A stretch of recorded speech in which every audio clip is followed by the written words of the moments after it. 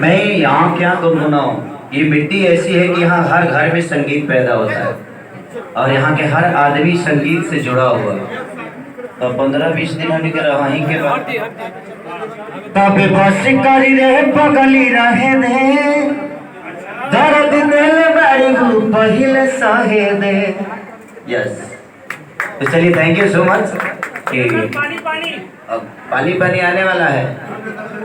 7 तारीख को पानी पानी हो जाना तो, और 9 तारीख को फुल वीडियो आ जाएगा। ऐसा ही खींचना है। किसको किसको फाइट लेना है, फाइट ले लो। स्वागत हो गया है ना, मैं उधर चला जाता हूँ। सर जतिन तिवारी जी और आशीष सिंह जी और जो माता जी हैं हमारे लोकेश मिश्रा जी को मंच पे आ जाएंगे। इसके बाद हम सीधे बाइट लेंगे।